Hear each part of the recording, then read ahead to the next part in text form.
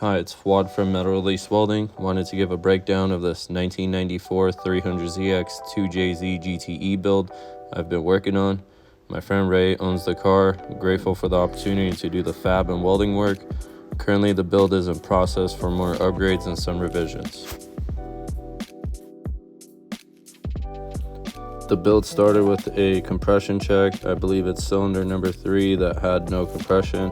Instead of rebuilding, Ray had a 2JZ mated with a Collins adapter to a CD009 transmission, ready for a swap. We pulled the trans, checked the flywheel, clutch, and adapter to make sure they were torqued correctly. With the swap ready, I went ahead, pulled the factory engine and drivetrain. To do the swap, the subframe has to get notched. I found pictures online from those who have done the swap previously. I based the notch on the pictures I found online to avoid extra labor dropping in and removing the 2JZ. The subframe has to be boxed with plate after notching. After notching, the subframe was sent to sandblasting. After it was blasted, I went ahead and tacked the plates to box it. To fit the transmission, the trans tunnel has to get hammered open. To make it easier to test fit the swap, the turbo system needed to be removed. Doing this also opened up the area to mount the Freed engineering brackets. The exciting part, dropping in the swap and checking for clearance. To make installing and removing the swap easier, I cut the upper center section of the core support and now will be bolt-on. There is a few options for adapting the 2JZ to the CD009 transmission. The Collins adapter is a great option, but definitely makes it a tight fit by the firewall and trans tunnel because it pushes the trans back. The subframe notch cleared the oil pan well, but the clearance around the power steering lines is tight. Now that the engine and transmission are sitting in place, I pulled the swap so I could TIG weld the subframe. All the factory welds were wrapped for added strength. With the subframe finished, the swap was able to go back in. Parts started to arrive like the flow dampener crank pulley, the Freed engineering drive shaft, and the serial 9 shifter setup. I removed the engine harness and started planning for the radiator setup. More parts arrived, the Powerhouse Racing oil cooler and filter relocate kit.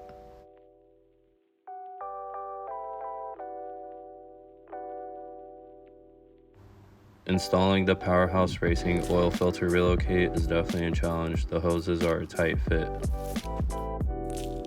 More parts arrived, ISR 350Z clutch line, V-bands, and I was able to purchase 3-inch stainless mandrel bends locally. With the swap in place, decided to test fit the Powerhouse Racing turbo manifold, the Comp Turbo Billet series, and the Precision external wastegate.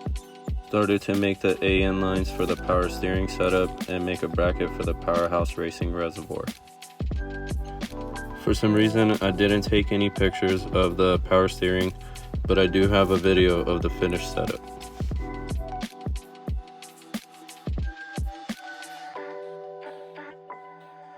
The last piece to the oil setup, a set trap oil cooler. To help keep the oil temps down, I made a fan shroud for a spall fan. Working on the oil cooler mount, I realized that the radiator clearance was a little tight and another option would have to be considered. I made a machine tab to hold the AN hose clamp.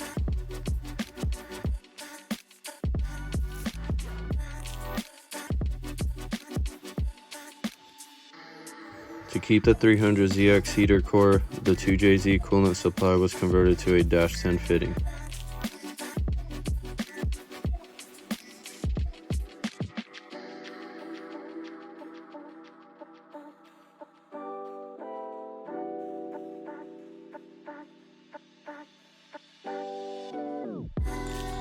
The valve covers are shaved, -10 AN fittings welded, and the baffles are drilled and tapped.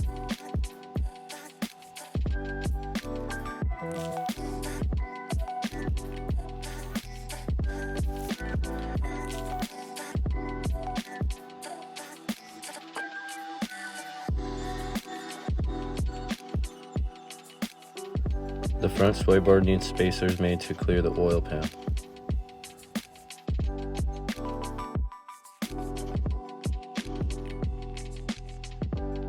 Waiting for the new radiator setup, I prepped and welded a few parts. I added a 90-degree elbow to the turbo, extended the Powerhouse Racing external wastegate dump tube, and converted the factory thermostat housing to a -20 AN fitting. The Chase Base Honda radiator fit the dimensions I was looking for. Once it arrived, I started to work on the mounts to hang it in its new home.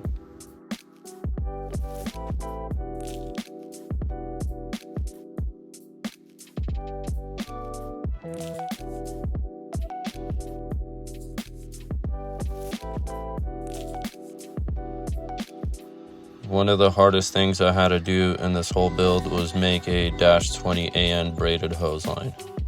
With the radiator in place, it was time to get the intercooler mounted up and get the brackets made and the intercooler pipes routed.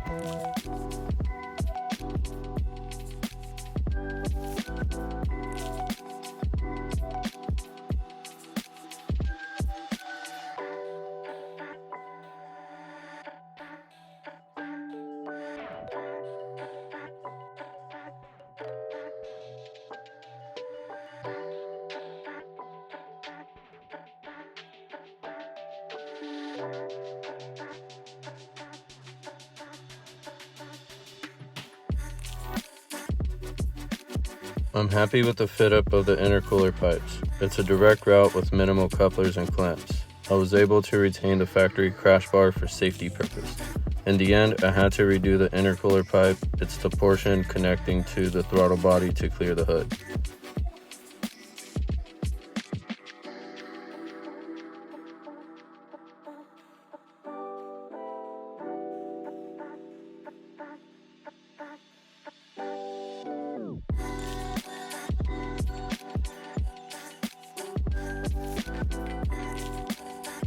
I added a intake temp sensor and a Grady Type S blow-off valve to the hot side of the intercooler pipe.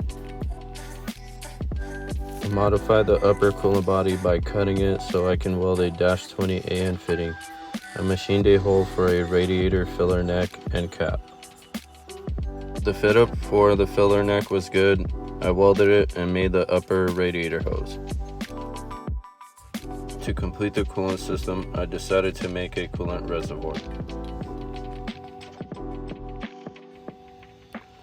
A simple but clean design, just threw down some dimes on it.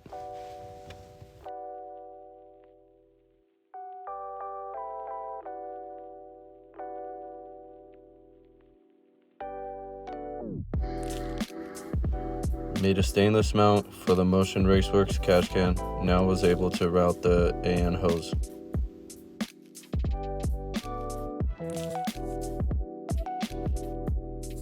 Now that all of the engine bay stuff is done, I was able to start fitting up and welding the exhaust. It's a full stainless exhaust with V-band flanges.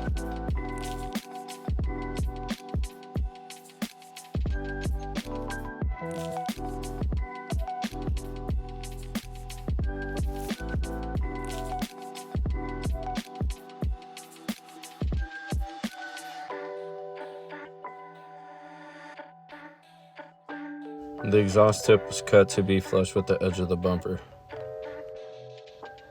Because of the placement of the catch can, the factory battery did not fit anymore. A racing battery from Braille was purchased. I made a battery tray to hold it down in the original location. The last hurdle was adapting the 2JZ fuel system to the factory fuel lines. There was not much space for the radium fuel pressure regulator plus dampener. The setup will be revised in the future when the fuel lines get redone all the way back to the gas tank. This is a simple shifter plate with a gasket just to keep the fumes out. The Haltech ECU was mounted in the center console for easy access and diagnosis. Made an aluminum cluster mount padded for the Haltech display. Just wanted to give a shout out to the boys for coming through on the electrical. Follow at Boosties and Eddie Boost on Instagram for their content. They got the wiring, the startup tune, and the first startup done quick. At this point, the ZX is finished and ready for a test drive. Just wanted to say thank you to my bro Ray for trusting me with the build. Showed me a bunch of appreciation and always grateful for all the extra hard work and little details. More to come soon. Engine is getting refreshed and some upgrades will be added once the engine is ready. My son made sure he was in the car for the first test drive.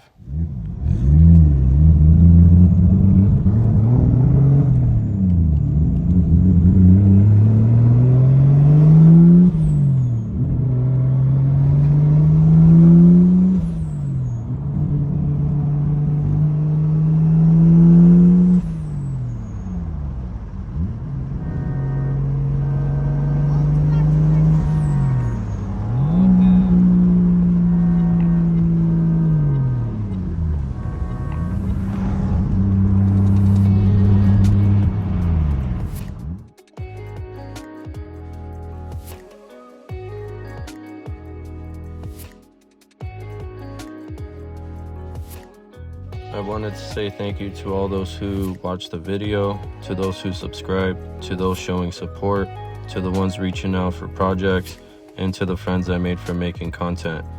I have a lot of content I have yet to upload. I also have videos of my personal builds coming soon. Just wanted to say thank you guys for watching.